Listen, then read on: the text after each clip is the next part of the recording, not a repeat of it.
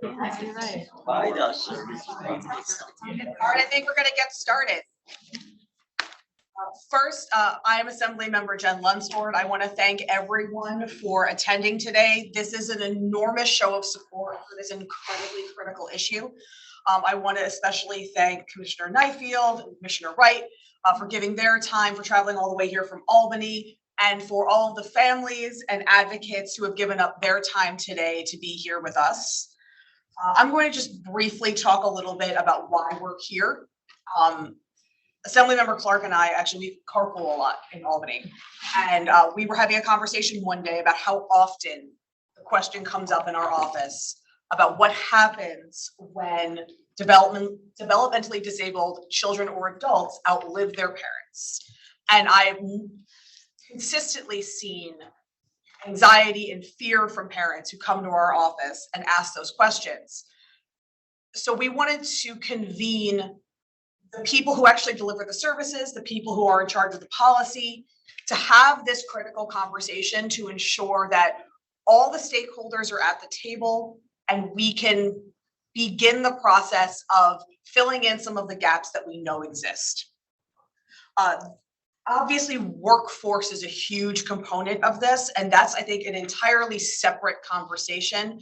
There are incredibly important agencies, both in the not-for-profit sector and at the state and county levels, that perform these services, and they are at alarming vacancies. We have workforce shortages across the board, but that's, I think, a separate conversation. We'll have it another time specifically about those workforce issues, but I did want to mention it because it's the elephant in the room at the base of so many of these problems. This year we did have some big wins in the budget for people with disabilities, and legislatively, one thing I'm personally very proud of, I know Assemblymember Clark is as well, we passed the equality amendment this year, which is the first passage in a process of creating a constitutional amendment in the state constitution. We have to pass it twice through two legislative bodies, and then it goes to the voters. And the equality amendment got a lot of press because it codified the right to abortion, but it also codified equal protection under the law for people with disabilities. And I think that's something that kind of got lost in the media and is worth noting because that's huge. That is a constitutional right that cannot be taken away, that ensures equal protection under the law, regardless of your ability. And that's something we're committed to at the state level. That's something we will ensure gets passed this coming session and goes to the voters. And we will be out making sure that people come to the polls to vote for that either next year or the year after when it hits the ballot. I'm going to hand this over to Assemblymember Clark to continue welcoming everyone. But again, thank you, because without you, we wouldn't be able to do the work that we do to pass the laws that help everyone. So with that, Assemblymember Clark. Hello, thank you, Assemblywoman Jen Lunsford and both commissioners for being here. We are so truly blessed to have your time with our local, both advocates, direct service providers, and families. It is quite rare, and I heard maybe your first like this kind of event where it's like a round table, maybe. Okay, we'll just go. Let's call it the first. It's okay, because I think like Assemblywoman Lunsford said, it is how we get to some of the solutions to the challenges we know we face, is convening all the stakeholders that have a different perspective, or one that's important as we address some of the challenges we have, look towards the future, make our plans. We know, I'm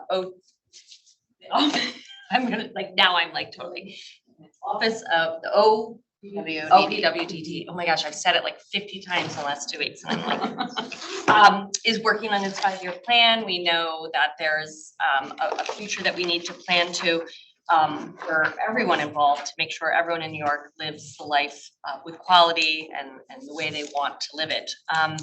We've, as a mom of 3 who are school aged, I think a lot of IDD issues is what's been historically focused on, which is up till 18 and in schools. It's services needed as children grow. But we really haven't spent as much time, and really the time that we need to get into the weeds on what happens after school, what happens into adulthood, what happens into aging, into being a senior. Where do we go? What do we do? How do we make it best? How do we solve some of our challenges? How do we maybe even look to take down some of the silos that we're so good at putting up and figuring out ways to get to the place where people want to be, where our families want to be, where our service providers need to be to make their services better. So this is a first step. This is a very important step. We know workforce is going to be a big piece down the road. Again, I think that that's a focus we'll have to, a challenge across our state agencies, our county agencies, our private employers, everywhere you go, workforce issues are there. But, you know, what's shocking is some of those workforce issues are because of care issues, right? And so this all tangentially relates to each other.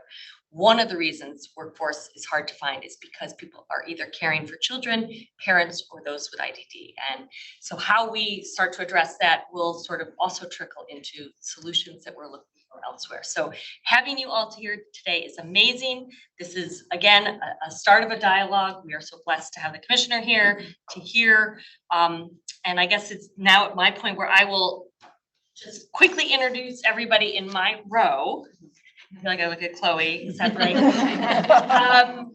And then I'll hand it back to get the second row done, and then we'll kick things off, but really just so appreciative here. So first we'll start, we have Wendy McCarthy from D. Donny. We're so excited to have you here. Really just the amazing advocacy you do on behalf of parents and everyone. Anna Casserly, who is here as a family advocate as well. We won't talk about all the other amazing reasons she's amazing, mostly for giving me Brianna. Rachel Rosner and Sarah Milko from Autism Up, which we, both a family advocate and the CEO, we're so grateful to have you here. Daryl Whitbeck, am I saying that correctly? From CP Rochester and Happiness House, excited to have you here. Angie Perez and Catherine Fuller from IBERO. Thank you so much for being here. Your voice is so critical as we do this. Heather Burrows and Jenny Brongo. Saying that right? Awesome. It's so funny when you read names and you, am I saying that right? From Homesteads for Hope and all that you're doing on some really unique ideas as we look for solutions. So thank you so much. And on my side, obviously I have the commissioner to my right, and she will, Commissioner Wright is to my right. We have a family advocate and Parents Helping Parents co-lead Kimberly Dewar. Thank you so much for your time. We have family advocate Juan Mercado. Again, thank you for your time. We have Senior VP of Operations at Christian Heritage, Drew Bielemeyer. I've said your name 1,000 times, and every time I'm like, ugh. We have President and CEO of Lifespan, Anne-Marie Cook. The Senior Vice President of Operations of Lifetime Assistance, Ernie Haywood. Thank you both very much for taking time from your very busy schedules. We have Kathy Paranello and Laura Wilson, the Executive Vice President and COO of Strong Memorial Hospital and Senior Counsel at URMC. Thank you again for your time. And we have Carolyn Flowerday, Manager of Social Work Services for RRH. And I do also want to take a moment to thank RRH for giving us this wonderful space and doing all of that. And with that, I'm going to hand it over to Commissioner Neifeld. Oh, is it Commissioner Wright? With that, I'm going to hand it over to Commissioner Wright. We'll cut that part out in post. That's right. Well, thank you so much, and good morning, everyone. First, I just wanted to thank Commissioner Neifeld and her team. So welcome, right, to Monroe County, and also would like to just give a big thank you to our Assembly members, Lunsford and Assemblymember Clark, for their collaboration to discuss just this critical issue. I'm going to try to stay with my time and read off my paper because I get very passionate and convicted on this topic. Prior to me becoming the commissioner here, I worked for New York State Office of Children and Family Services for over 15 years. So I have a very passionate place for child welfare and seeing how I'm gonna relate it to cross systems. I'm not just gonna put it on OPWDD. I think we have an opportunity to talk about systems as a whole and what we're seeing in Monroe County with some of our youth that they're coming in with so many other system needs and layers upon layers. So as Monroe County, we're just extremely grateful for this opportunity to join the OPWDD roundtable discussion. So again, I'm Thalia Wright. I'm the Commissioner of Monroe County Department of Human Services. Underneath my portfolio, three divisions that I think that speak to our conversations, which is the Office of Mental Health, Child and Family Services, and Adult Protective Services. So I want to just say, I think we are at a pivotal time for transformational change and an opportunity for system transformation for improved outcomes for children and families. I'm sure as we go around the table, we'll hear about a lot of struggles and system navigation issues that many of us face. I want to try to start with a different perspective around some solution-focused conversations and possibly share with you really quickly on some of the things we're doing at Monroe County to address some of the issues we're going to speak about. So one, really just excited about the opportunity to possibly create a shared vision, which is going to include systems, not just with OPWDD, but with our other partner systems such as OMH, OASIS, OCFS, Department of Health, SED, I can go on and on. This will be the only way we can truly tackle the needs of cross-systems youth and adults. I believe first we need to identify and advance regulatory funding changes needed to maintain gains, identify gaps, and develop new solutions. We all can agree that each individual has specific needs, strengths, and challenges, and there's really no cookie cutter approach to how we deliver our services. So there's no one size fits all, and we need to be inclusive of all systems to address this crucial needs identified. We need the ability to stand up services with the lens of early intervention and prevention, as well as crisis stabilization services. One thing we've been talking a lot with the state has been about blended funding models. And we're very, very appreciative because Commissioner Kerri has been at the table with us having those conversations at the state level with OCFS. We've been working together to ensure that we are identifying the specific needs of children and adults and families statewide. And by doing this, we're creating what we call these program and need profiles, not just here at Monroe County, but what does it look like statewide? In doing so, it would allow us to inventory programs that are doing the work and making strides towards positive outcomes. We have this to support and provide capacity to our community partners and acknowledge their expertise and deep commitment to meeting these specified needs. The hopes are that we can better understand our regulatory barriers and statutes that may be prohibiting us to meet the vital needs of families. We have to ensure that we are knowledgeable so we can have the appropriate decision-making is occurring and that we are taking the necessary actions towards change. So to pivot to a solution, a concern that has been constantly elevated is that if children are experiencing long lengths of stay in psychiatric treatment centers, as a simple example. What we have started to do is engage our community-based and residential partners to begin planning on cross-systems hospital discharge planning and services for youth. To develop programming to serve youth awaiting discharge from hospitals as a transition step down by combining immediate crisis care and comprehensive treatment in a residential setting and long-term discharge planning, which will significantly reduce psychiatric boarding, improve the quality of life, and reduce the cost of care among youth and adults with complex needs. With this multidisciplinary approach to a decades-old problem, made significantly worse, if I can say, what we've seen in the context of the pandemic. There are many details related to the model, but I wanted to elevate as an example of working in tandem with providers and their expertise to building to meet the needs. We also need to identify, I think most importantly, the options for revenue support to sustain such models. We're extremely hopeful that the benefit will be savings from extended stays, will support families in an early intervention model, especially as we're identifying needs at an earlier age. Many times, right, families, as we probably hear, they're very concerned, right? The children are young, and what is this going to look like for them long term? So that burden is placed as we look at staffing resources, things of that nature that we spoke to. Okay. Thank you. Thank you so much. Our passion is there. What you keep doing. I know. We'll follow up later. Thank you so much.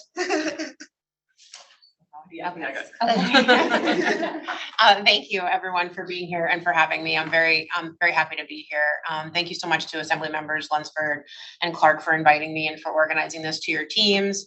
And to my team, I just want to recognize that I've got, members from our regional office here today. So if those are folks that you don't know, I'm sure you do, but if you don't, you should know them because they're wonderful. They're the people who are on the ground doing the work every day alongside you, Darlene Hine-Williams and Paul Stevens.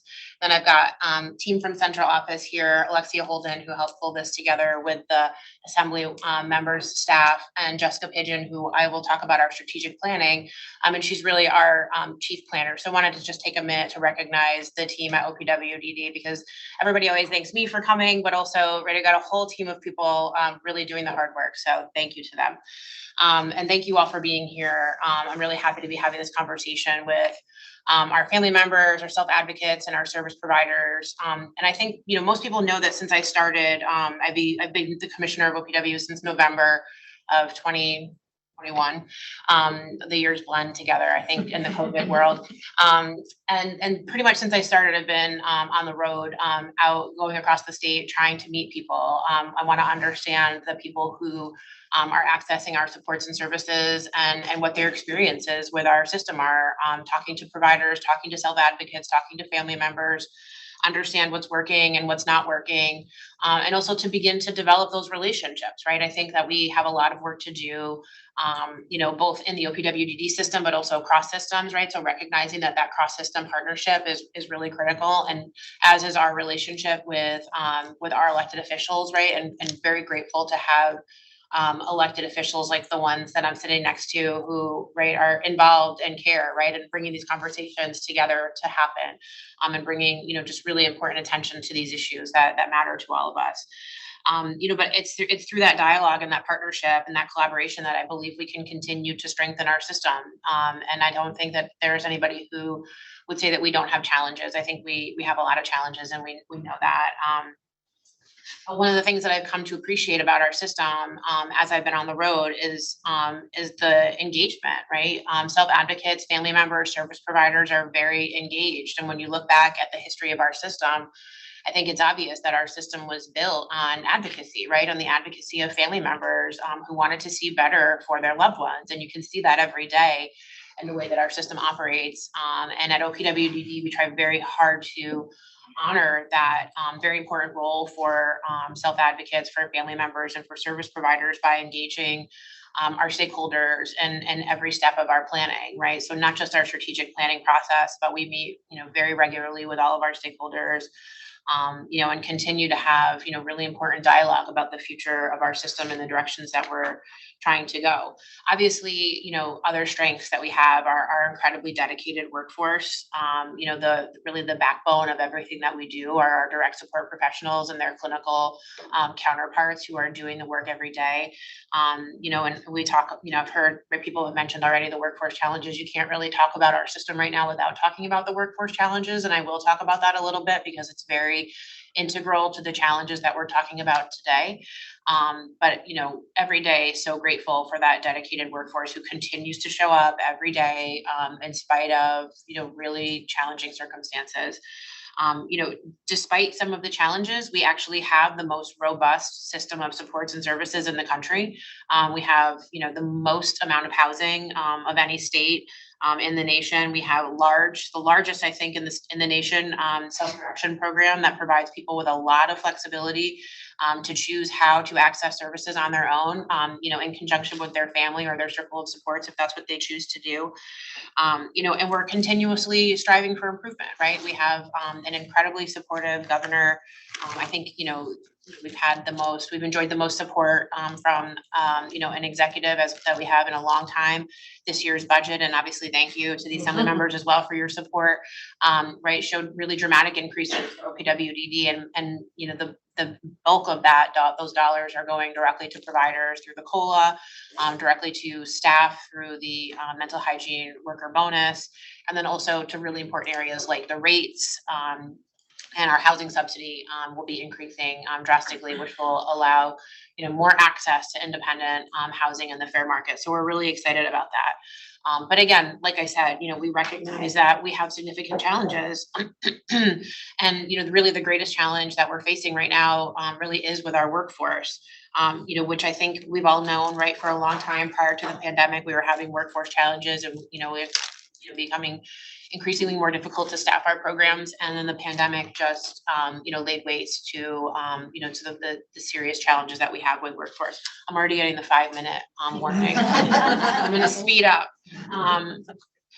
So, obviously the governor, I'll be quick about talking about the investments. The governor and the legislature and the budget, recognize that workforce challenge, and made, significant investments through the 5.4% COLA, which is a historic, COLA that we haven't seen in a long time. Unfortunately, now with the pace of inflation, it's just barely, it's barely helping us, skim by. So obviously more work to do there, but also investing, up to $3,000 bonuses for healthcare and mental hygiene workers that will go directly into the pockets, which is incredible. And also through the American Rescue Plan Act, we've also seen a lot of support for our system and been able to flow a lot of money into the system, a lot of that directly into the pockets of our staff.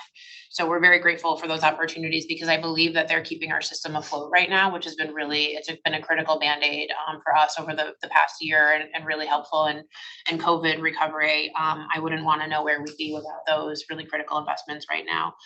And many of the other issues that we face in our system are really directly or indirectly related to the workforce shortage, right? We need to have more robust programs for meaningful, community involvement. We need staff for that. We talk to a lot of families and a lot of self-advocates who want more, right, than a day have program when they graduate from high school. They want to be, volunteering in their community. They want to be out in the community interacting with their community members. They want to have employment. They want pre-vocational support, employment support. All of that takes really talented, skilled, and dedicated workforce staff. And right now, I think a lot of us are seeing our staff pulled to meeting health and safety minimums, right, in programs where we absolutely need them, like our residential programs. And so a lot of these other programs are going by the wayside, and it's really heartbreaking, to see that. So again, just really, that focus on the workforce as we're all doing, our work over the next several months is I think really important. We recently, many of you know, published our 5-year strategic plan. It came out at the end of May. It's in draft form right now. We've been on the road all summer talking to people, hearing people's feedback, wanting to understand if our draft plan accurately reflects the goals and the direction that we want to move as a system. We've had an enormous amount of feedback. We've been very grateful for that feedback. It's been incredibly helpful. And even conversations like this, although we're, technically our deadline for, comment was at the end of July, conversations like this will absolutely be incorporated and included in what you see in the final plan. And we'll be submitting that to the governor and to our partners in the legislature, very soon. And that will, continue to show, our partners where we want to go. Where we need to invest dollars, where we need to invest resources, where we need to invest support for our system so we can continue to improve. This is also, we're coming up on the 35th anniversary of the closure of the Willowbrook State School, which obviously is forever intertwined with the history of OPWDD, right? This agency was born out of never wanting to go back to a circumstance that took place at Willowbrook. And I think every day our agency and our staff and our partners in the community are fighting to prevent that.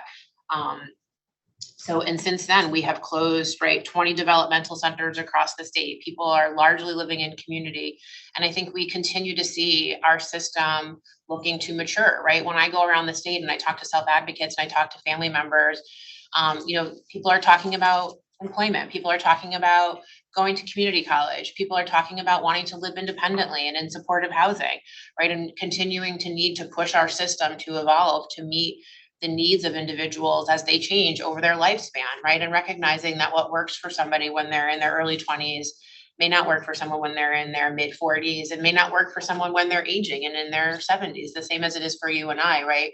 We need to have a system, a continuum of supports that can adjust and support individuals over their lifespan as their needs change.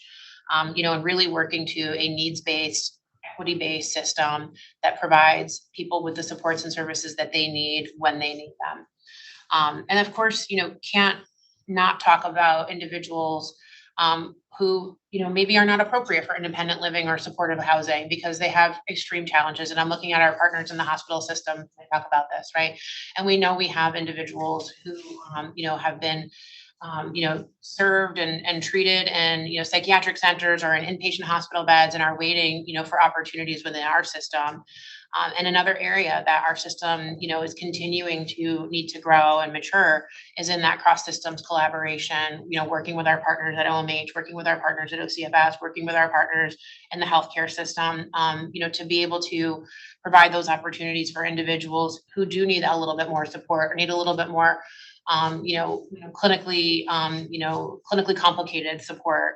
And I'm really happy to say we have incredible partners at OMH and at OCFS and obviously our local partners as well, willing to come to the table and to talk about that. What are the regulatory barriers for us creating, duly licensed programs, duly funded programs? We're having those conversations. They're very complicated and I don't want to undersell how complicated it is to try to manage between the Medicaid funding, the multiple, HCBS waivers and sort of all those rules that, create those barriers. But I think what I can 100% say is that you have committed partners at the state, and I think in the legislature, and I know certainly in communities, willing to try to look at, how do we push past some of those barriers and do more. And certainly we're, working with our partners to create those type of opportunities that can support individuals with high intensity in terms of behavior, significant medical needs, both children and adults, and what are those cross system solutions. I could go on, and obviously I'm not talking about a lot that's here on my paper, but we'll have an opportunity to dialogue. We'll talk more at the end. So I'm very grateful for everybody for being here and for sharing your feedback, and just want to emphasize how critical these conversations and your voices are in shaping the future of our system. So thank you everybody for being here and look forward to hearing what everyone has to say.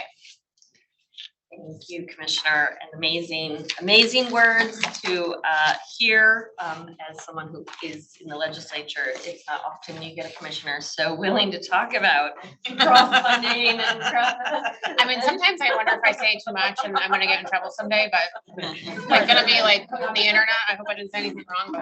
So no, we love it. I think, so we're gonna start with our family testimony. As I was promoting this event to those who wanted to participate through the live stream and maybe listen later, I was watching it get shared continually through my Facebook post. What I know more than anyone, what everyone here at the table knows, is that this affects everybody, right? Somebody knows a family member or a good friend or somebody who's facing some of these challenges or has a child or is someone who has IDD issue, IDD in their life. I myself have an aunt by marriage whose son in Buffalo. This has been a long struggle. I've listened to her for 20 years. But I know more than anyone, and I was just talking to a different family member yesterday, your voices are so critical to this conversation. She called it a team because she was getting all these accolades for her work on the CDPAP program. And she's like, stop, it's not just me. If it weren't a team of government officials, agencies, and family advocates, we wouldn't get anywhere. So it starts with some of your voices, but it's really a collaboration amongst all of us. So we'll start with you. Okay, thank you. My name is Wendy McCarthy, and I'm with Donnie. And Donnie is really a provider, not a provider organization, but we're a membership organization. And we do work very closely with a robust family committee. So my comments today will reflect the opinions, suggestions, questions that have come to me from those provider associations, our member agencies. There's 40 of us from Rochester to Buffalo, Southern Tier, Finger Lakes, and our family committee. And I should mention that we have over 1,000 families who are part of that committee. I'm going to provide a very high level response and comment today. First of all, we're grateful for the support of the Assembly members who are here today, Lunsford and Clark, who have reached out to families and providers to organize this. And of course, to the 2 commissioners who have attended today to also hear our comments. We're hopeful that through dialogue such as today's roundtable, our state leaders and elected officials will be able to work together to bring new housing and programming opportunities to individuals and provide relief to family caregivers. We believe that we will need a statewide and ongoing commitment to stabilize and properly fund programs for people with IDD.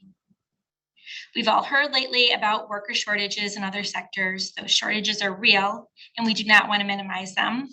But many other businesses can shorten their hours or even raise their prices to increase wages. Providers cannot.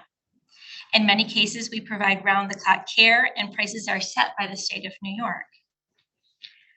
I know that we're going to talk about workforce issues at a separate time, but it's so important that I can't not talk about it during this.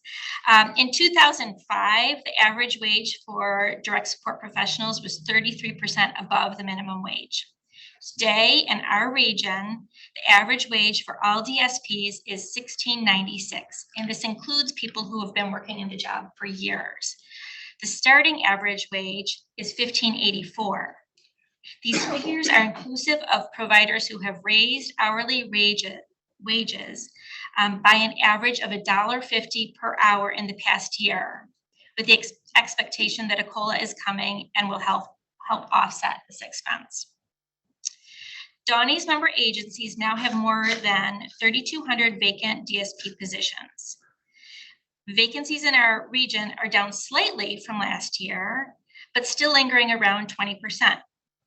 Parents and individuals can develop a plan, but currently there's not enough human or fiscal resources available to carry out those plans. Issues that prevent individuals from securing appropriate living opportunities or necessary programs and support include the inability of agencies to expand. We've heard that 61% of providers are unable to expand program offerings because of staff shortages. Chronically high DSP vacancy rates, high turnover, low pay for highly skilled workers. Further, the many years of fiscal cuts and dwindling in-home support services are intertwined, and the outcome has been a significant step backwards for this community. Access to and availability of services has narrowed. As recently as this month, OPWDD has reported that only 200 people who were not in crisis or had an emergency need were able to be placed in homes. And I do think for a state of our size that this number is unacceptable. We need to be able to find a way to place people more efficiently and appropriately who are also not in crisis so that families can plan and know that that's a viable option. We're appreciative of your time and support and leadership today. We know that our voices are being heard in Albany through you. The people at this table are all of our allies, but in order to make necessary changes, we need to work together to bring others into the fold and demand a renewed New York State commitment that will provide the support and fiscal resources this community requires. Thank you.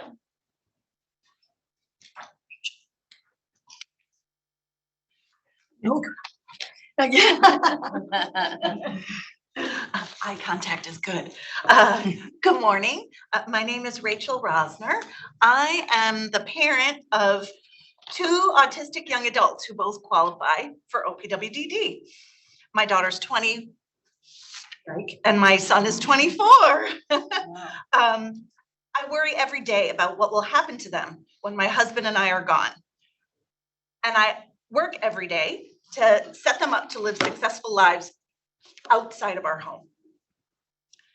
As you know, everybody knows this is not easy, nor is it simple. When doing the work of long-term planning for my kids, I've worked to build up their circles of support in the community. We've been lucky to have a consistent team for FI, broker, and care coordinator who know them really well and have been with us for a while. And the parents around the table know how rare that is. Oh, yes. But we don't have any family in New York. And when it comes down to it, my remarks are going to be in the weeds a little bit, as Assemblymember Clark referred to. Safe and appropriate housing is the most important barrier to my kids' long-term success.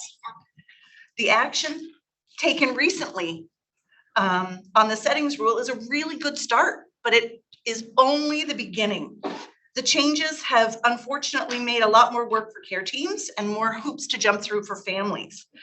If my kids want to live at home forever, they can do that with no inspections and no regulations. If they want to live in the community, as most young adults do, the barriers are almost insurmountable for kids like mine. And on top of that, then you need a solid dose of luck to make it happen in a way that is sustainable. First, we need to find an affordable apartment. It needs to be in a safe area and walking distance to the grocery store and other things because my kids don't drive. If we find one, then the care team needs to approve it with checklists and paperwork and for safety and all those other things that are really important, but just put up extra barriers and contribute probably to the likelihood that a landlord isn't going to want that extra scrutiny. My kids depend on me and on paratransit, one of them anyway, which is limited and not reliable. The thought of my 24-year-old son living in an apartment alone, he has said he doesn't want a roommate, and that's his right. But for me, that is terrifying. He doesn't qualify for 24-hour care, nor does he need it. And even if we could find staff to help 7 days a week in the morning and evening, what would happen if they don't show up for work? Would my son even think to call me and let me know? Would I be able to drop everything and go to his apartment to help? And who will he call when my husband and I are gone? His care coordinator isn't going to drive to his apartment to help him, and his legal guardian will be out of state. He doesn't need or want to be in a group home, but the idea of him living in a single apartment with no built-in supports and no fail-safes is simply setting him up for failure. We need to rethink what community integration means for people with IDD. We must continue to work towards ensuring that people with disabilities are able to live where they want, with the people that they want, and the supports that they require. As long as we're getting into the weeds.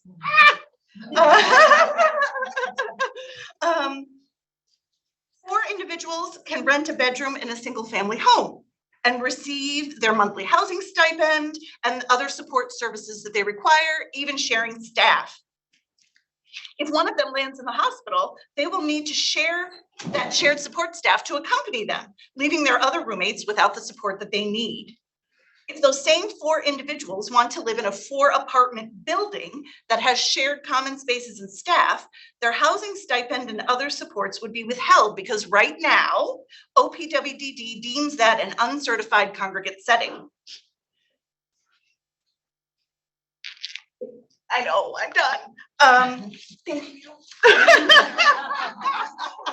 Just the beginning. Really good That's- strides, and I really am appreciative and thankful to be sitting at this table and to working in partnership with everybody to make this happen for our kids. Thank you. We understand this is very limited time, and if you'd like to submit written testimony, Yes. we will be happy to accept that and share it around because we know this is very tight. Too many of you wanted to participate. We actually already have other written testimonies come our way from others. So Kim, you're up. I'm only 3 minutes 30. First of all, I would like to express heartfelt gratitude to Assemblywoman Lunsford and Clark for once again inviting and including the parent voice at the table and for genuinely supporting the motto, no decision about us without us. And thank you to both Commissioners Neifeld and Wright for the wonderful opportunity you have given all of us today. My name is Kim Dewar, and I am a parent of a child with developmental disabilities and the Vice President of a not-for-profit parent advocacy group called Parents Helping Parents Coalition in Monroe County. My husband and I experienced tremendous concern regarding our daughter's future. What will happen to her when we're gone? Will she be supported as a valued, contributing member of our community? Will she have safe and secure program opportunities, employment, and housing? Our daughter is only 6 years old, and her future has been a topic of ongoing anxiety-ridden conversation and a point of advocacy since she was born. And our concerns are shared by families and caregivers of individuals with intellectual and developmental disabilities of all ages across New York State. The fact that people need to spend 20+ sometimes 60+ years worrying about these issues and looking for solutions shows their true magnitude. The fact of the matter is that individuals in the intellectual and developmental disability community are living longer and are far outliving their parents. Aging and ailing parents are not able to support fulfilling opportunities in the community for their adult children. A lack of funding has created a tremendous shortage of direct support professionals and the subsequent stalling of the development of new purposeful programs and no new brick and mortar development of certified residential housing. With waiting lists for supportive housing in the 6,000 to 12,000 range, parents across New York State are deeply concerned. Most are terrified. We strongly urge lawmakers to work alongside us, alongside families and caregivers, stakeholders, and community advocates alike, to ensure the funding necessary to recruit and retain direct support professionals, offer meaningful and inclusive community programming and employment, and provide safe and appropriate housing for our kids. Our children deserve to live a good life. All individuals in the intellectual and developmental disability community deserve to live a good life. On that topic, I encourage all of you to here today and everyone who's listening from home to watch the documentary A Good Life from WXXI Yes. and Move to Include. We all watch it. The film takes an intimate look into the lives of 6 local adults living with intellectual and developmental disabilities and their families, and the challenges and opportunities they face. The film quite perfectly and uniquely outlines all of the issues we are discussing today. It will air again on WXXI on October 15th at 5 p.m. I will end with a quote from Lisa Friedman that really resonated with me this week, getting prepared for this roundtable. Inclusion is a philosophy that embraces the idea that everyone has something of value to contribute and that everyone has a right to belong. Thank you for your time, and we look forward to working with all of you in advocacy. That's you. Okay. Good morning, everyone. My name is Juan Mercado. I'm here today because my son has autism.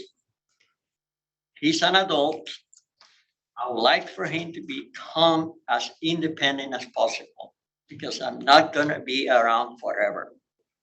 Hopefully, I'll be able to get some information today to help my son succeed in the future. Mostly, I would like to find out what programs and services are available for adults with autism. First, I would like to thank Assemblymember Jennifer Lunsford for being so understanding, so helpful, and for bringing all these agencies together. The first time I talked to Jennifer, I told her about my son's condition, the struggle I was having, and getting services, finding agencies willing to help. She told me a lot of her constituents have the same problem and that she was going to do something about it. And if I had any problems, to call her. That's nice. Commercial for Which I did.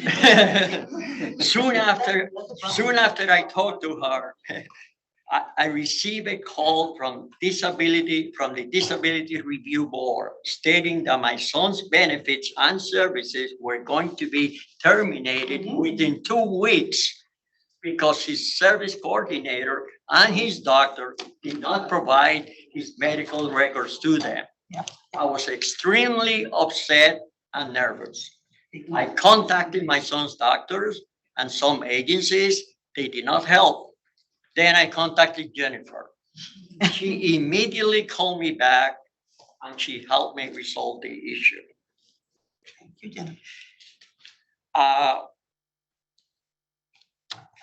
Family with special needs children and adults are going through something like this, through a similar problem every single day.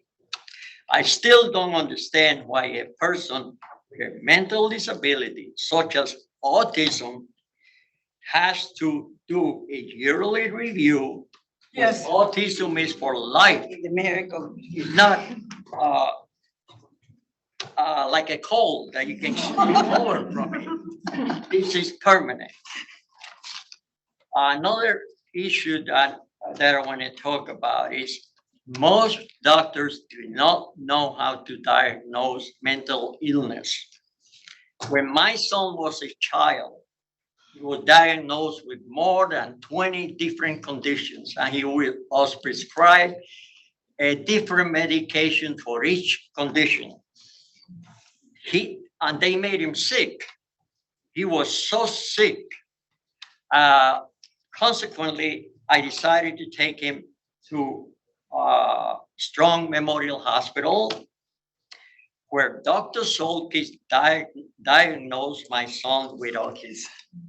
He told me that people with autism exhibit all these symptoms, and he was able to reduce his medication, prescribe the proper medication and treatments for him, which have continued to this day. My son is going to need help if something happens to me. I'm not gonna live forever. He has nobody else in this world. In addition to the services. Get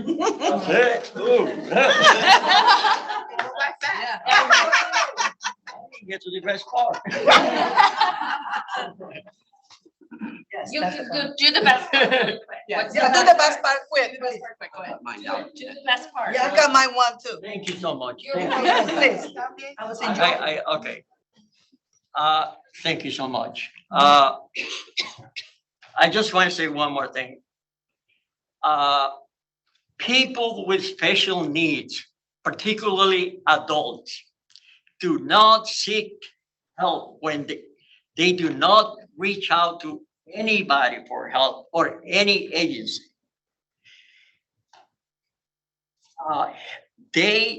In the contrary, if something happens to them, if they have a problem or something, they do not contact anyone.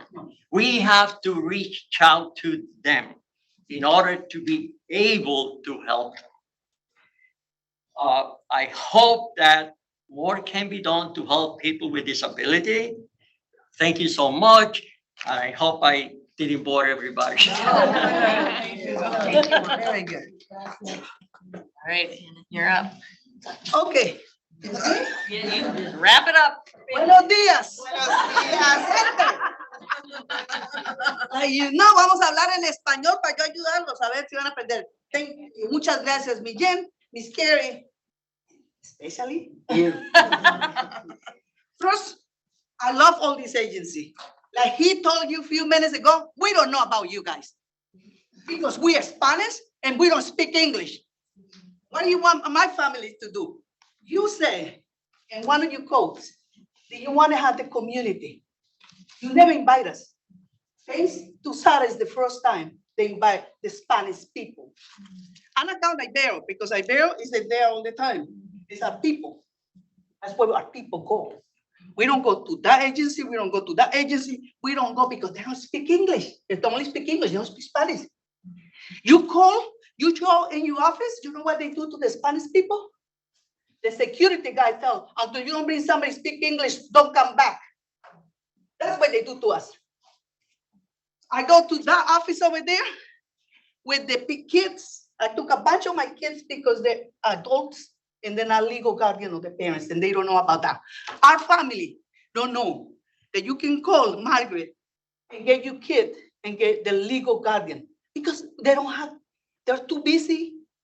They don't have time for us and they don't have interpreters. Every time I take somebody, I had to go.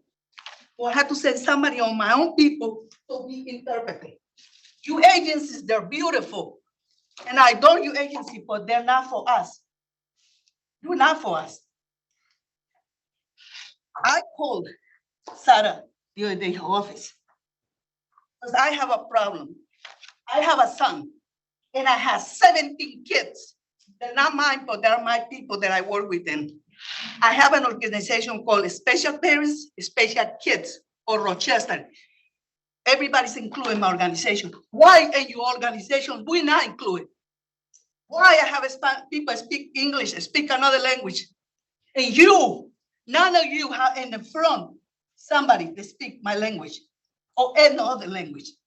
That's the first problem we have when we have a child with disabilities. Second, every time, every child that comes from different countries have a miracle. All the Spanish kids get healed when they get here. No more autism. It's a miracle. I'm gonna bring everybody from other countries and I'm gonna go back with my country and come back in and see maybe the disability is going. Because every person I take to the Rochester General Strong Hospital, oh, you have to go back from the beginning. Think about your child is 12, 14, and you have to start to the beginning to do all the evaluation. That way they allow you to have the opportunity to participate in OPWDD. And we don't know what it is and what it stands for, but we know we're supposed to go there. But we need agencies, especially the agency that Margaret work, is the one that help us to get the legal paper for our kids. That way we can talk to them when they get sick. No, we don't have that in Spanish. No, we go over there and hello, Margaret, don't get me wrong.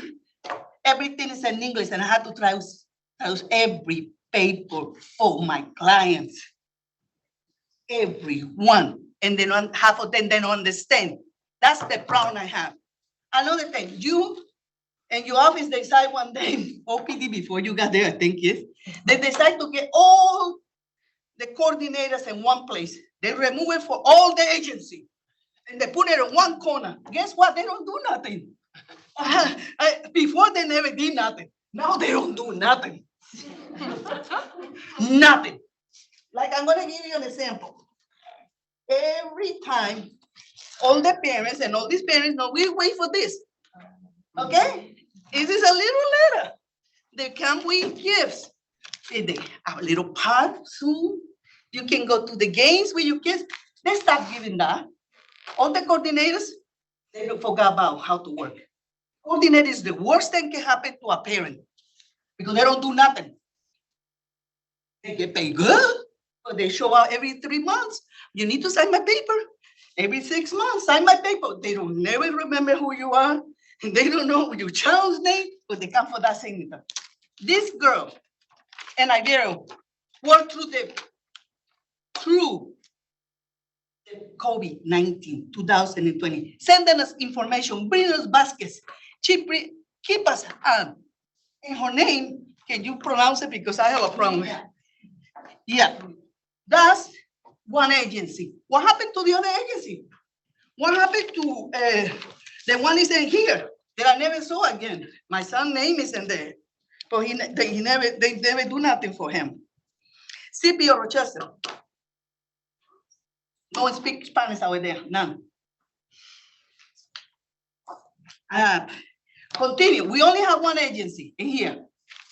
We used to have the Advocate Center. Well, how I know? I work for the Advocate Center. I was the board member of the Advocate Center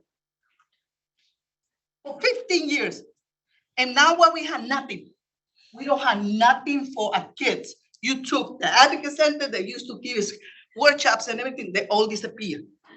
Anything that we have for our kids start to disappear. And you're going for a long road, sweetie, because I used to think when he was an adult, this is it, you know, I'm done. No, sweetie, this is until you die, okay? And the other thing is, you're only 2 years old. What the heck they talking about putting in a nursing home, in a nursing place, or a house when she's only 2?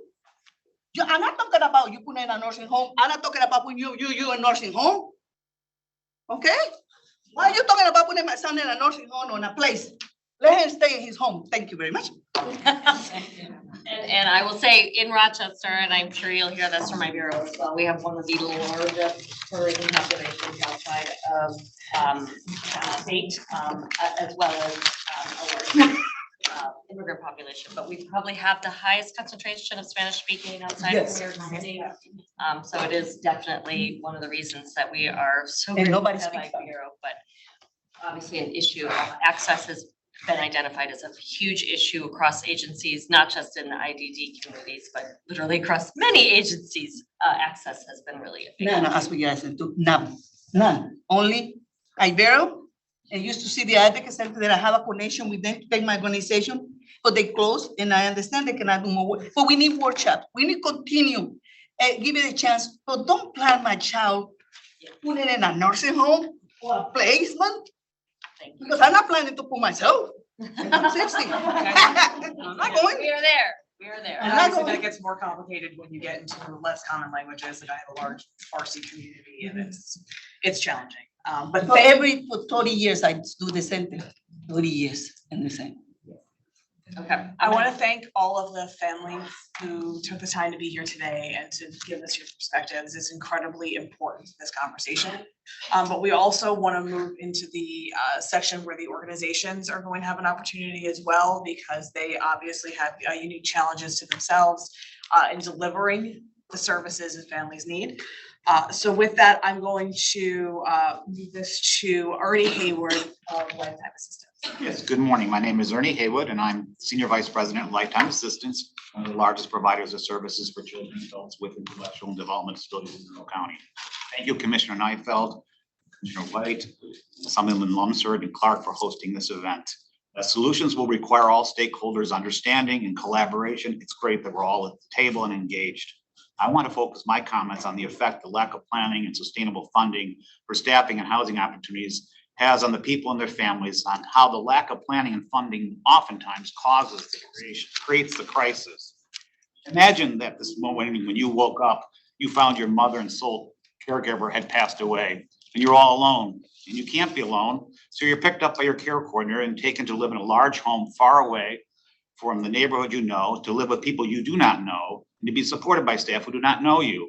As a result, you have significant reactions with what the professionals call behaviors. This results in having to have medication, increased staffing, and behavioral support plans. Now imagine you're a parent that, as there is no other option and you have been physically assaulted and can't go on caring for your son with autism, you leave him in the emergency room at the local hospital.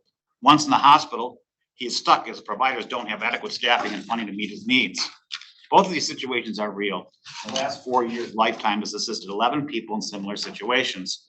The current system is crisis focused. The only way these 11 people were able to obtain residential opportunities was for them to be a quote priority.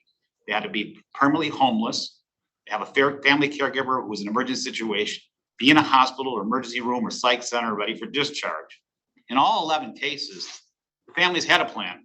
Their person-centered plan was to move into a certified housing, and the families had done what we were told and placed their child on a waiting list. Additionally, for many, they had in their plans to have supports from crisis teams and to have staff come into their homes until a certified residential opportunity could be obtained. But due to adequate funding and staffing shortages, agencies couldn't provide the staffing and crisis services, and so the families were left to fend for themselves. I've been doing this for over 40 years, and too many times I've been told by parents that for a parent of a normal child, the parent doesn't want to outlive their child. However, if you're a parent of a child with a disability and you have no place for them to live, you want to outlive them. OPWDD's certified residential opportunity process, by focusing only on crisis and priorities, fails to be a waiting list. It does not address supporting and planning for people to have residential opportunities that they choose and that works for them. Requiring agencies to consider people on the PRO list or in crisis results in agencies having vacancies that could have gone to people on the wait list who are not in crisis. There was a time in New York State's history when we did plan, when the executive and legislative branch came together to address and plan for residential needs of people on the wait list. It was called New York Cares. And the legislature set a plan in place to assure for funding to meet the needs of those on the wait list for years to come. Providers were able to work with people and their families and plan for housing 2 to 3 years in advance. Working together, the providers and families were able to transition people and avoid crises. I have a few recommendations. One, we need a commitment to adequate sustainable funding. Providers have to be provided a permanent increase for staff wages. We need annual COLAs every year. We need our rates on time. We need to provide equal access to existing residential opportunities and vacancies. I would ask that OPW evaluate the CRO restrictions on providers to first have to consider high-need crisis people in existing homes and allow providers to accept people who are not in crisis, as without placement, the crisis occurs. Create a multi-year plan to address waitlist and true needs. As Ben Franklin said, by failing to plan, you're planning to fail. Perhaps OPW can consider hiring an independent consultant to determine the true need for residential opportunities, including looking at current bed capacity and needs down from years to come. Commit to a multi-year plan and funding similar to the way the New York CARES program operated. Fourth, provide adequate funding for people living in certified supervised settings to move out to more independent residential opportunities. Recently, OPW did release an RFA to fund supportive opportunities for people to move into certified settings. Does that stop? The sad part about that was that the funding isn't adequate enough to allow for the backfill people moving in and also for the people moving out of supportive settings. Again, thank you very much. Lifetime Assistance stands ready to work with everybody at the table here on solutions. Next, Anne Marie Cook. Thank you so much. I want to thank Assembly Members Lunsford and Clark, and of course you, Commissioner Neifeld, for coming in, and Commissioner Wright for this important discussion. I am Anne Marie Cook. I'm President and CEO of Lifespan of Greater Rochester. Yeah. Lifespan is an aging service provider, so my thoughts and my comments today are really from that lens. We provide over 30 programs, and one of them is called Future Care Planning Services. We do it in conjunction with the El Segal community of agencies and the ARC of Monroe County. And I firmly believe that this type of program should be available to all families in New York State. I have to talk about the background for this program. It's going to sound familiar from what you heard. Future Care got started because time and time again, we saw families in crisis, and they kept saying to us, I never thought my son or daughter would outlive me. What's going to happen to him or her when I die? We took action when a 91-year-old father came to us and he said, when my son was born, I was told he died by the time he was 30. He's 62, my wife just died, and I'm 91. Now what? As you know, I look at this issue, of course, from aging, and typically the crisis occurs when the result of a health issue of the aging parent. The intent of Future Care was and still is to educate clients and their aging parents regarding planning options, assist them through the guardianship process, help them understand trust if that's appropriate, and facilitate family discussions about the future of their loved one with a disability. We don't replicate agency work, we supplement that work. I have to tell you, around the time we started, we also saw a journal of the National Council on Aging. They devoted an entire issue to this title, When Caregiving Lasts for a Lifetime.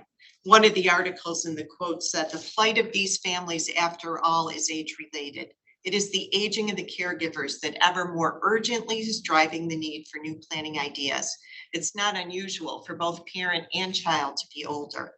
We began a series of conversations with agencies right in this room to determine if they were experiencing the same phenomenon. The consensus was they were. We needed a community solution, so we developed this planning service to assist not only the person with a disability, but also their families. We knew the legal, the financial, the family mediation and facilitation skills did not need to be replicated agency by agency. We could create this community solution, and we did that in 2002. Since our inception, we have served over 2,000 families. We follow up with families 2 years after they're given the plan to make sure they can implement it. We have an attorney with every family in court for 17A guardianships. We facilitate these tough conversations. And really, it's very different from the current life plans that exist today. The problem with Future Care is it's a boutique service. It's only available to about 100 families a year. And if someone calls us today, they're on a 2-month waiting list. We have found that scrimping at the level of service does not help families. We have outside evaluation. I'll give it to you. We have tested this. We have measured this. We have looked at outcomes. We know how this needs to be delivered, and I offer this as a resource to give to the state so other families can have this. And we need to build this better here. Families need a discussion about what's going to happen in the future. They need the legal help that Future Care can provide. And unfortunately, the funding's so limited, we can only help 100 families a year. Please take this data and give it to families across the state. Thank you for listening.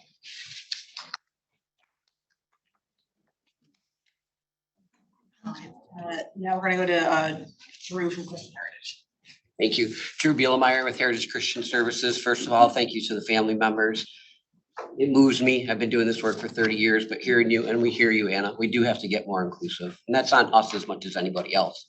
Thanks for my colleagues. Great to see your faces here. Thanks for everything you do. Appreciate the genuine authenticity of our leadership here, really to listen and to acknowledge the challenges. I think that's new for me, rather than defending what we're doing, really just saying, okay, this is what's real. So I want to just piggy off of what Ernie said, on the planning. I think it's quite obvious that we're in a reactive system, not a proactive system. And if we're really going to move to a proactive system, we're going to have to take on risk. And that's going to mean courage. So do we have the courage as a leadership to take on risk, to decrease some regulations that we've already heard here that kind of protect people? It's built-in liability, but it's not really person-centered, right? So the crop process, I would agree with Ernie, that creates unintended challenges that may not really help us in the long term. Having rates, we don't even know our rates from a year ago. It's impossible to plan, right? Even in family plans with knowing what they're doing financially. But I want to move into some more of the details because I think you have a good idea. Let's maybe throw out some ideas or some innovation for solutions, right? So let's start with technology. There's a group right now in Ohio working with Xavier University on smart living. We've gone beyond smart homes to smart living with the wearables and the homes, remote staffing. They've got private pay components. We're a resource depleted industry. We always will be. If we don't find a way to bring in the private pay dollars without creating favoritism, we may be losing out on an opportunity to bring some additional resources. And technology, we don't need to chase the new shiny object, but technology is a piece of our future. And so is remote staffing. So how do we create the space to have research and development and innovation and somebody to study it and look at what's happening across the state or in other places that we might be able to adopt here and then have the courage to make the changes together cross system working at it. Self-direction. Right, and I'll send you some more information on that program I just talked about in Ohio. Self-direction, fantastic, in the sense that it gives the authority to the person and flexibility. However, it's complicated. And when we already heard about the challenges that families have, and I get it, if we want to customize a service so it can be really individualized and the person has the authority over the budget, that's going to be complicated. But we have to simplify it. Because what happens then is that we need care coordinators, then we need brokers, then we need all these other steps. And we've already heard that our workforce is depleted and the ones that are there are not really that knowledgeable or skilled. So we end up in this bureaucratic realm of frustration. And now we're mad at each other rather than working together, unified together. So how do we simplify? A couple quick things I'd say. We need to eliminate some barriers. The Nurse Practice Act is yesterday's news. It's gotta go. We need to be able to administer medications. My 8-year-old daughter can support my mom who needs a G-tube, but we can't allow staff who've gone through training and are in their adult ages to support somebody to administer medication. So now they're stuck in an opportunity or a lack of opportunity, right? And why can't we broaden who can provide the supports? Why are there so many limitations on family members to be a self-hire staff or a community ed staff? Very different in the CDPAP world, and it's working. So I would like to again say thank you in housing. Our housing stock for people who are already receiving those with the most complex needs, or those are often 2 stories and not accessible. So the grace of God, right, and a lot of good work, people are living longer than ever, but there's not money to take our housing stock of today and transform it into the housing stock of tomorrow so they can stay in their communities with the natural relationships that have been built. Thank you, everybody.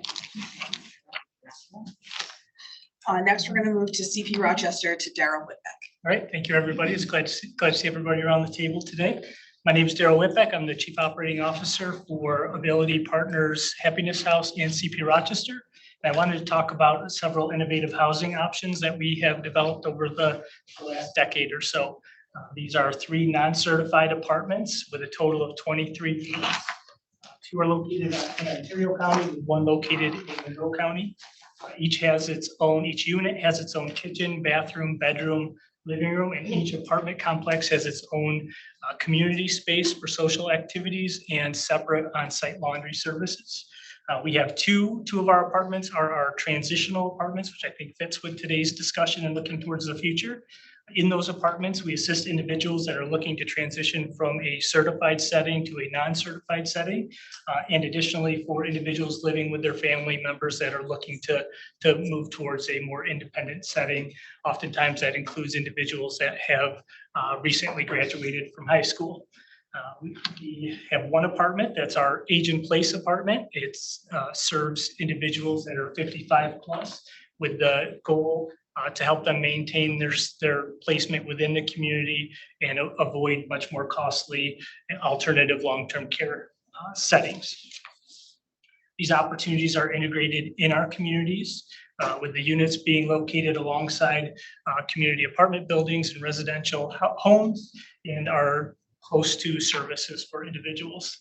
Our tenant goals for service include learning skills associated with cooking, cleaning, using public transportation, getting to the stores, safety and self-care skills.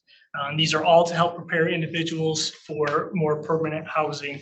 Of course, can't have a conversation without the staffing crisis. These models do use a staffing hub style, which allows us greater flexibility to meet the staffing needs of individuals in the face of that workforce crisis. Since opening our first transition apartment in 2013, we've assisted 37 individuals. While the average length of stay varies depending on the need of each individual that comes to the apartments, our average stay is about 17 months. And then each tenant has a plan, an exit plan for permanent housing that they work towards. This has been a great safety net for individuals and their family members as they venture into that new step in life. And these individuals have experienced great success with that program. Given though that it's a non-traditional model, we've experienced significant challenges with capital funding of these projects. We've had to rely very heavily on fundraising and grant opportunities to build these wonderful opportunities for folks. We believe this is a great opportunity that could be replicated across the state, and are willing to work with anybody to further develop those programs. Thank you. Thank you. Next is Heather Burrows and Jenny Brongo from Homesteads for Hope. Hi, I'm Heather, and I'm here to represent Homesteads for Hope. We're a 55-acre intentional community. We serve about 600 families right now, and we're at capacity. It really breaks our heart when we have to turn people away. Many of the people at Homesteads live and breathe special needs. I know I do. I'm a sister, a mother, and a professional. My sister's on the spectrum, and 40-something years ago, nobody really knew what that was. And advocating for her grew me into the person I am today. I worked as a school psychologist for 5 years before I became a mom, and as fate would have it, all 4 of my children have varying levels of special needs. Even with knowing the system and what our rights are, it has been an exhausting and disheartening journey. I appreciate the chance to share some of my story and my work experience today. My 15-year-old daughter requires 24-hour care because of her life-threatening seizures and developmental delays. When she was a baby, I actually took solace in the fact that there were these great services that she could access. And then when she graduated from school, she'd have there's all these choices, right? I never thought that in 2022, early intervention services would basically not exist in New York State anymore. Or that nearly 900,000 Americans with IDD would be on wait lists for programs and housing. We're losing ground. Families have less now than we did a decade ago. And families like mine are facing challenges that are just completely unnecessary. Like my daughter's school disregarding ADA law and saying she was unworthy of an accommodation because she was nonverbal. Even with the United States Department of Justice on our side, it was an 8-year federal court battle to get the school district to back down. I'm happy we set a legal precedent for the country, but I'm angry. I'm angry because 50 years after Willowbrook, we're still facing discrimination like this. Why do parents like myself have to fight so hard for our children to be treated fairly? The laws and regulations that are supposed to protect us can be paused, suspended, or even blatantly ignored. Let me be blunt, closing down a group home without proper notification isn't okay. You're not following your own rules right now. And families are being placed in positions that none of us should be in. By being here today, I see we're acknowledging the problem, but we have to move beyond looking for loopholes and looking at people instead, because people are suffering and we need to do something. Last year, I was forced to walk away from my state pension, my health care, my salary, my life's work as the director of behavioral health at a nursing home, because I didn't have enough caregivers for my daughter, and who could blame them, right? $13 an hour. I went from helping 500 people each day to helping one person. Yes, she's my child and I love her. But the people I left behind at that nursing home, all they know is they were abandoned and something has to give. Parents shouldn't have to choose between paying their bills and making sure their children are safe. We need to stop calling this a shortage and admit we're in crisis, because categorizing it as such would open the door to funding that will save lives. The crowding in group homes, hospitals, and nursing homes could be eliminated when our DSPs are given a livable wage. They're being frequently double and triple mandated, but even with the overtime and bonuses, they're at poverty level. And that's unconscionable. Offering DSPs training before offering them a livable wage makes the issue worse. Our goal should be to attract more staff, not bog down the ones we have with more training they don't have time to do. DSPs are working nonstop, doing more than humanly possible to keep our loved ones alive, but mistakes are happening and neglect and abuse are on the rise, and more of our loved ones are ending up in hospitals and dying of things that could have been prevented with proper care. These avoidable hospitalizations and nursing home placements cost taxpayers a lot of money, and the lawsuits do too. It's financially responsible and more humane to spend money on a livable wage than any other initiative right now. Our five-year plan needs to have baseline data and use metrics that are measurable.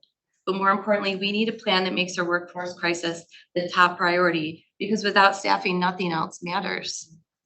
We are on our knees, but we're not broken. And we have fight left in us, because we know if we don't speak up, we won't be heard. In between CSE meetings, doctor's appointments, and overnights with my daughter, I'm pouring myself into the mission at Homesteads. Our inclusive community welcomes and supports people of all abilities, and I know it has real potential. And it gives me hope that my kids will be okay someday when me and my husband aren't here. And I could go on and on. But I'm gonna leave with this. When people look back on this crisis, when they read about it in the history books, just like they do with Willowbrook, they will look and see who our leaders were. And it won't matter what you've said. It won't matter what you've done, because that's how we're all judged. And I pray that these conversations will help us find common ground and common sense answers, because we need them now more than ever before. Thank you. Sarah Milko. Hi. Thank you. Powerful stuff this morning. It's great to hear from all the parents. Thank you very much. My name is Sarah Milko. I'm the executive director and a founding member of Autism. More importantly, I'm the parent of a 22-year-old son with autism. I'm sorry, I'm emotional just hearing a lot of parents today.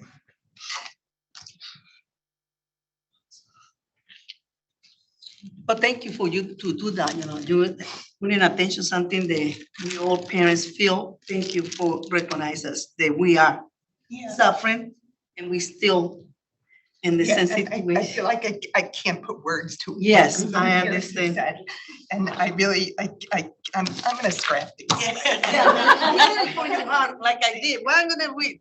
I came here really as the head of an agency, of a parent-led organization that we started 18 years ago to fill in gaps in services, right? My son then was 2 years old, and what he needed wasn't out there. I was very fortunate to find other mothers who felt the same way, right? We built this organization, Autism Up, to fill in those gaps in services.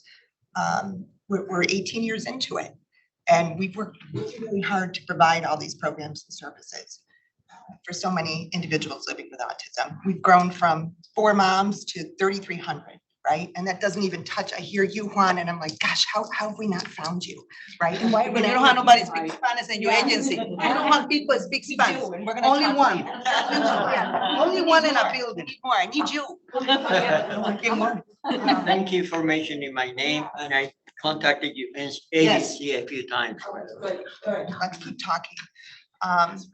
We are in crisis. We know that. You've heard from all the parents. Our organization now is on the verge of, the last 18 years were easy, right? Yes. They were easy. And like you said, the next 60, 65 years, we are really in for it. And it's scary. We don't sleep.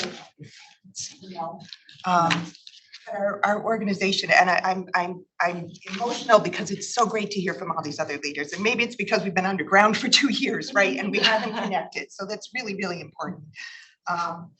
But I'm excited to work with all of these partners because I'm, the glass is always half full for me. It's what gets me up every morning. And I feel like this is such an awesome community. And if we can all come together and continue to talk this through as a group, we can make change that I swear will be looked at on a national level.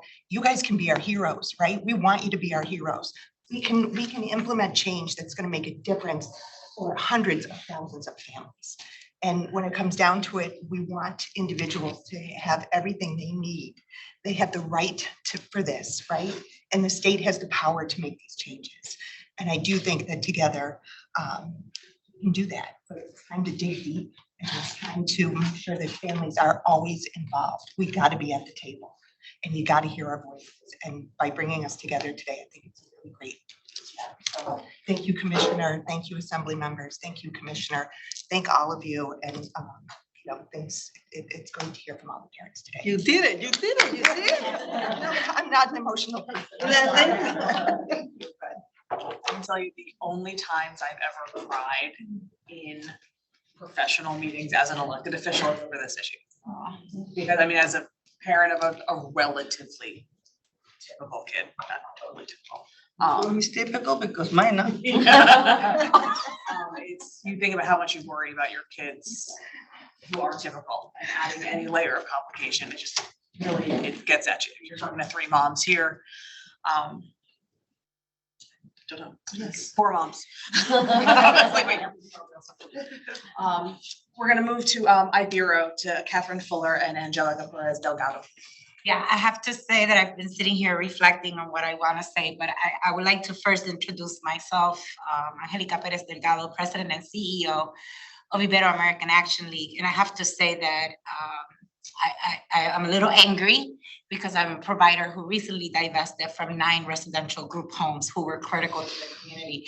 And it reminded me of the fight of equity and access and how we got under this administrative wave of OPWDD that we could not rise above to the point where it really became about, do we save Ibero as the organization that advocates for Latinos across our country, or do we continue to provide IDD services? And I'm angry about that. It shouldn't be that way. But, thank you to all of the people that wrapped around us, Lifetime, who was one of the first people to raise their hand to help us, the Arc of Monroe, who was knee deep with us for about 6 months, Christian Heritage, who came in at the last minute, and ultimately People's Incorporated, who had to jump in to ensure that 48 individuals had adequate culturally responsive housing. So I have to say that I'm a little upset about that. But here we are, right? Obviously, you've heard that there is a need in our community for language access. And we're working really hard to focus our services in the home and community-based realm. For the reasons that you've heard, because there's really nowhere else for this population that we serve to truly go. There's Spanish speakers, they're native Spanish speakers. As a Latino community, we don't go to systems first. We go to our extended families, we go to our spiritual leaders, we go to our neighbors, we go to our extended family before we land on the doors of institutions. And these decisions are often family involved. Everybody gets to weigh in. I have a cousin who is in his early 20s in the spectrum of autism. His mother died of cancer. My aunt, who's elderly, has to take care of him. He's never had access to services because part of our expectation as a culture is that we show up for our families no matter what. That is a sacrifice that we make. And we know that that's a trend among Latinos that is very different from our white counterparts. So as we look into self-direction, as we look into this community-based services, first of all, we really need to create an environment where agencies like Ibero can be successful in the way that they want to be successful for their communities, not the way that the state wants us to be successful. I hear self-direction is a great service. It sounds like it's the fastest growing in the nation. Everybody is accessing Yeah, it. but they're not Spanish. But I can guarantee you. No lo hablan en español, no lo tienen nada en español. Entonces, ¿de qué me sirve tener eso para la gente si ellos no lo tienen en un idioma, solo el de ellos? I can guarantee you that my people are not represented in that population, but yet the model sounds like it's a beautiful, wonderful match to our cultural implications and the way that we work culturally. So if we can get under the administrative way and just make it a little bit more easier for families of color to access that, I think that we have a great place where an agency like Ibero can see itself thriving and providing services for its community. It's the decision to divest from nine group homes was not an easy one. It was probably the most difficult decision I've ever made as a leader. But we were under an OPWDD administrative wave that we could not get out of. And it really became about the survival of a larger institution. And I just want to thank our local partners for truly wrapping around that and honoring what Ibero means to this community and knowing that Ibero was so much more than 9 group homes, and that we needed to continue to be the advocates for people like Ana, for people like Juan, for people who don't speak the language and continue to need these supports. So I am grateful for including me, Sarah and Jan in this conversation. Very emotional as well. I wasn't expecting to hype up, but that would be my message to you, Commissioner. Thank you very much. We're now gonna move to U of R, Kathy Parinello and Laura Wilson. Thank you very much. As introduced before, I'm Kathy Parinello, Chief Operating Officer at URMC Strong, Laura Wilson, Senior Counsel at the university. And we're really happy to be here today and hear these stories. I think for the community partners, we work with all of you and you all bail us out all the time. And for the families, hearing the stories has been just heart-wrenching, but awesome. That you do, it's truly amazing. As many of you, and I want to thank, before I move on, I want to thank both assembly members for getting us together today and the commissioners, Neifeld and Wright. We met by Zoom shortly after I think you were appointed, and we remain very enthusiastic with your strategic plan that we can head in the right direction on this very, very important issue.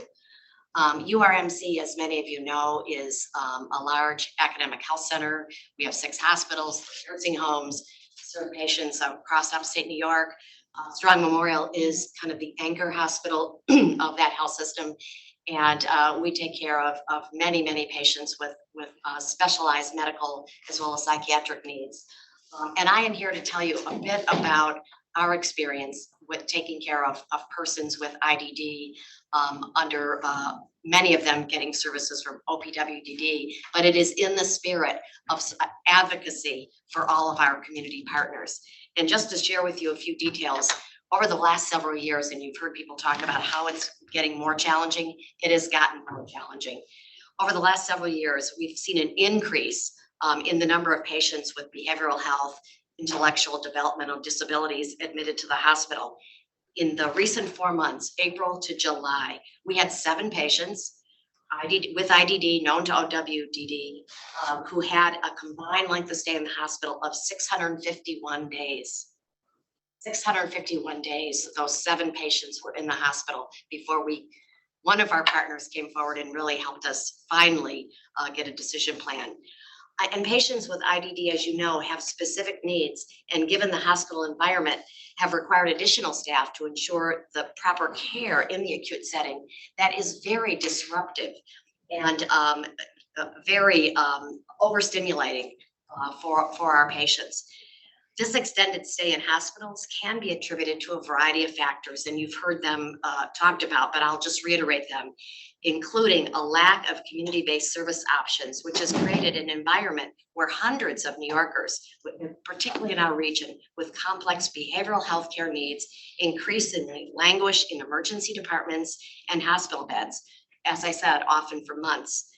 Currently, hospitals are serving as long-term destination sites for many persons with IDD who don't have acute medical or psychiatric needs. This causes patients to get backed up in our emergency departments and not being able to be admitted to the hospital. So the impact of having these patients not in the community where they are best served, but in the hospital actually creates problems for people with acute medical and psychiatric problems getting into the hospital for the care that they need.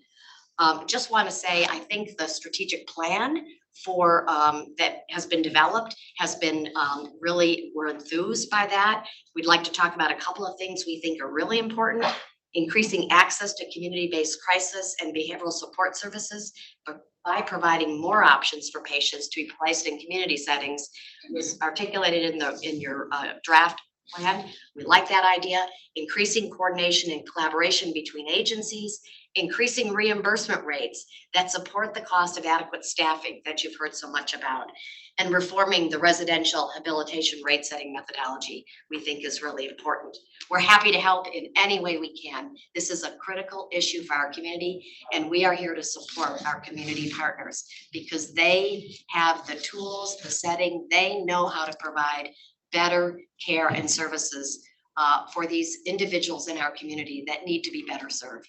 So thank you for allowing me to talk. And lastly, Carolyn Flowerday from Rochester Regional. I am Carolyn Flowerday. I'm the manager for social work services for Rochester General Hospital, which is one of Rochester Regional Health's hospitals. I'm the caboose, so to speak. So I'll give the final thank you for everyone being here and to coordinate this event. I can only echo Kathy's comments from the acute care perspective. I won't repeat everything that we at Rochester General and Rochester Regional do experience as well.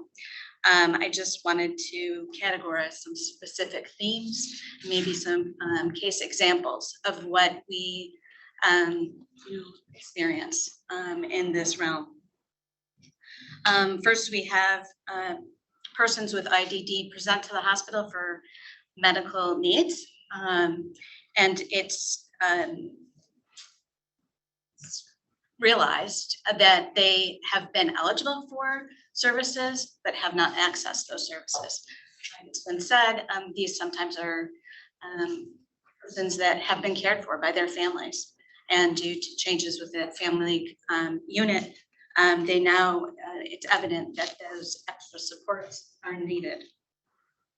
We had one such case that came to Rochester General in June of 2021.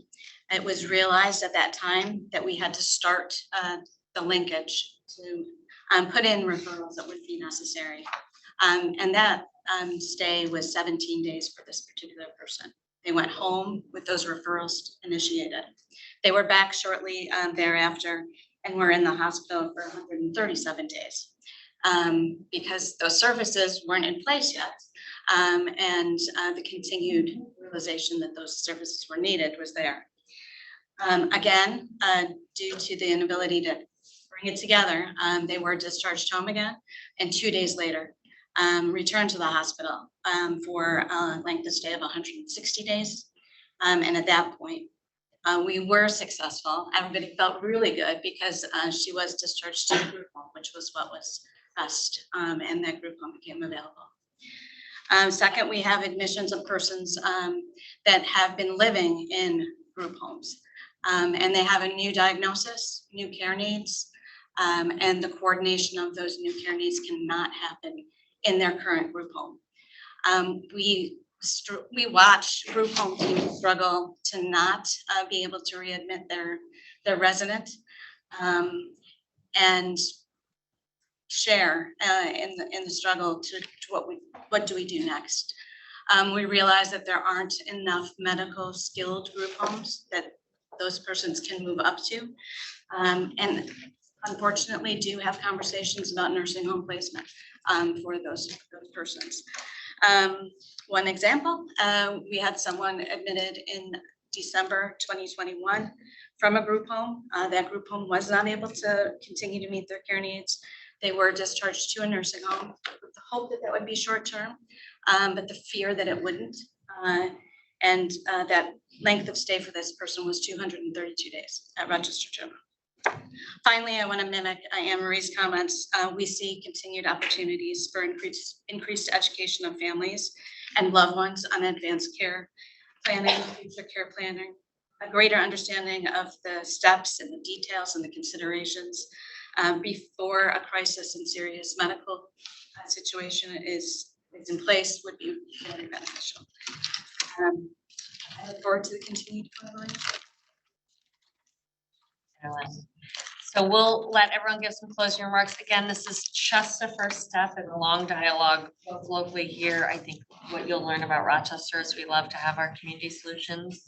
We do try to collaborate across our own different stakeholders to find unique ways that we can serve the people in our community, but we also know that we are very dependent on the state as well as we look to do that, but we do like to be leaders on new ideas and new solutions. So you might hear from a lot of us often, but we'll start with some closing remarks. Why don't you, Commissioner Wright? Sure. Kind of heavy conversation, It right? is. It's families and children and care. Yeah, and I think it's powerful, the group, right, of providers and hearing the family voice. You know, we heard a lot of things person-centered, right? We heard no decision for us, right, without us, right? We heard all of these things that I can say, again, with my 20+ years. These are not new conversations. But what I will say, I am optimistic. I am optimistic. I think we have a unique opportunity here. In all my years of government, I have never seen as much funding coming through, rather it's through ARPA, rather it's through having the conversations with the commissioner, Mr. Marseille, at the state level, bringing in other commissioners from other state agencies to look at those blended funding models. I'll also say too that, you know, New York is not unique in this, right? I sat at the state for many years, many conferences and summits where other states presented on this issue. There's other funding models. For example, there's a state that they assign the funding to the child, right? To the family, right? And you get this pot of money that follows that child and family throughout their systems. And if you don't need it, it goes back into the pot, right? Again, you know, like Commissioner Neifeld says, a lot of regulatory, a lot of jumping through hoops, but I think we can get there with the right folks at the table. When I hear families speak, especially my hospital partners, my heart gets extremely heavy as a mom. Because when my child welfare lens, I just see too many families, right? Those long lengths of stay, you can't be discharged home safely. There might be other siblings in the home and it becomes unsafe. And guess what? They're traumatized now because the hospital hands are tied now and a child protective report comes in. As a system, we should be ashamed of ourselves. This is not about abuse and neglect. It's about families that need help. And then we talk about the lack of lens through the cultural and equity, the housing, right? All of these needs that we have. So as partners, we have to come together.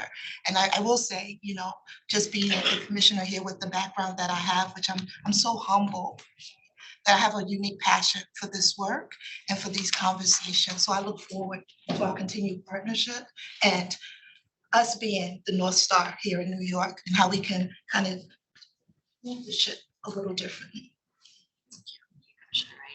Commissioner Neifeld, if you want to give us some closing remarks from your perspective as well. Again, I thank you for your time. I can imagine you've had a lot of passion and emotion across the state. For many families, this is our children, this is the people we love the most, but also systems that are frustrated and don't know how to do their best services and help because of so many different challenges we face. Sure. Yeah, thank you.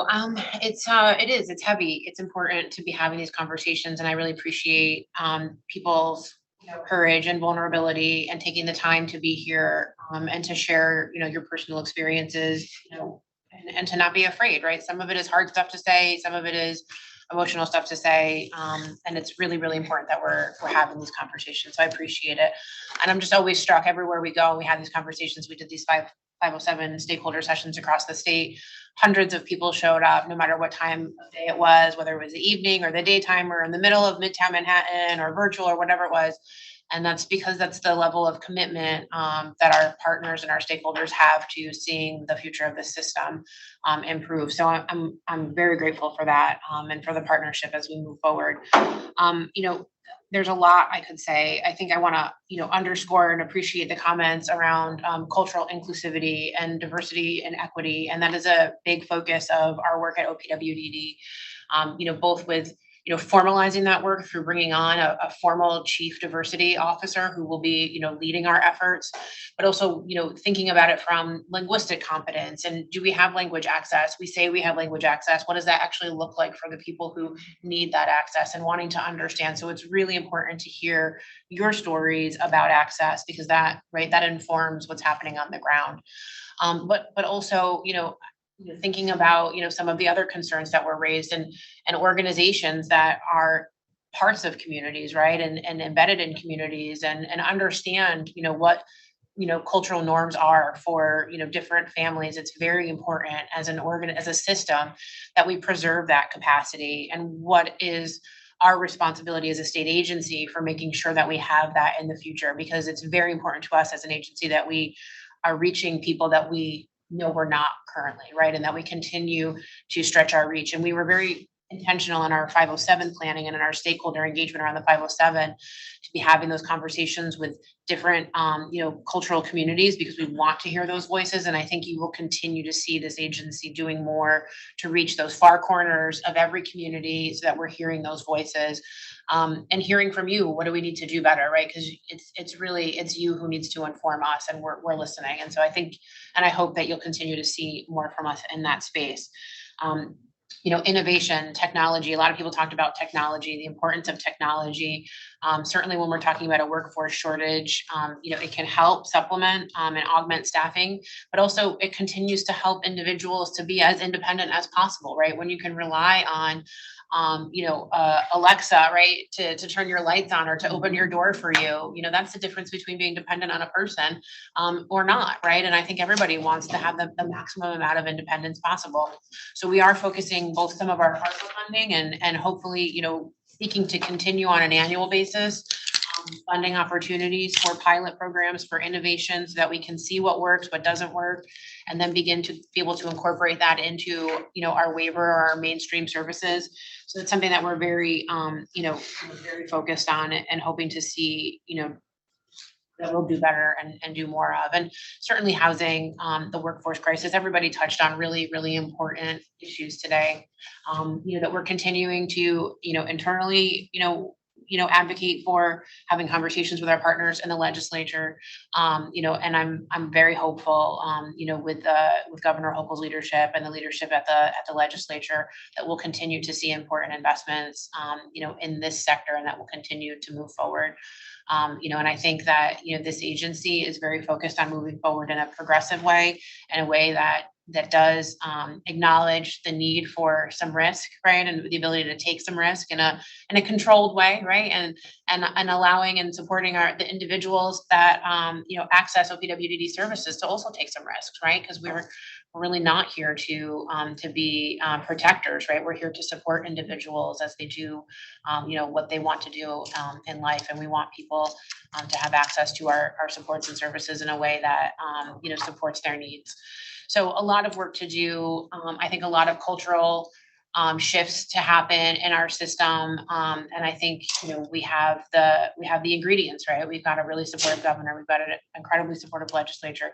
We have an agency, OPWDD, that is really focused on you know, meeting these challenges.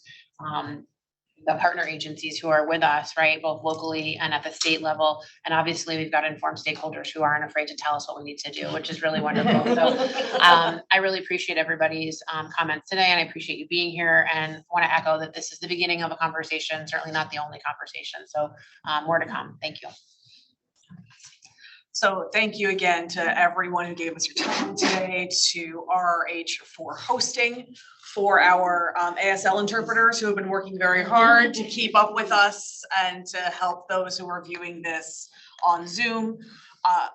obviously, as everyone has said, this is the beginning of a conversation. And for those who felt like there were points that they didn't get to make in the limited time we had, please submit written testimony. Those who are watching this electronically, who may be viewing this at a later time, please reach out to my office and Assemblymember Clark's office with your concerns, and we can pass those along. I also want to raise up our public partners who are not here, because obviously OPWDD operates many facilities and has many employees who are also in dire need of support. And we will work together to ensure that we are lifting up all of those voices and issues. With budget season fast approaching, I hope that we can continue to have conversations about ways we can best support your strategic vision, about how we can support our community partners, and perhaps we can come together with some kind of unified vision for what to advocate for going into next year. I hope that we can continue to partner and ensure that this is a conversation that we keep having until our problems are solved. So, for decades of conversations. And with that, I'll hand it Yes, for making me laugh. Okay. You did.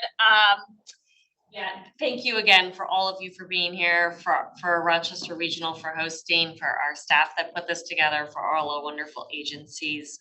One of the things, as someone who's been around in government for 20 years and looking at policy and how it's all done, and now here doing it at the state level, there's multiple things that come into play. One, which is the rule of unintended consequences. So every time you make a change or every time you think you're doing the right thing, there are unintended consequences that we all need to be aware of. But also what I've learned now through the last 2 years of COVID is with great and huge challenges come opportunities. And I have never seen a governor, state agencies, a legislature so willing to say, how do we turn this challenge into an opportunity? How do we be brave? How do we have courage to say we can do things differently? The one thing I would leave is both the family voice here, but also understanding with you, Commissioner Neifeld, is sometimes it's not recreating the wheel, sometimes it's not a new program, sometimes it's just better funding and better supporting those who we already have on the ground and being able to ramp them up in a way that really takes care of the need in our community. I can't thank you enough for your time. And all of the passion that you give to our families, children, and everyone who is affected by this day to day. This is really a welcome conversation, and I look forward to many more with all of you. And I don't even need another minute. I just want to give everybody a virtual hug. Thank you. Thank you very much. Also, hard stop at 10:47. Great job, everybody. On time. That's government. And so we. Yeah, no, it's so hard. Like it's. Thank you. You a call. I predict. Yeah, that's actually pretty good passion.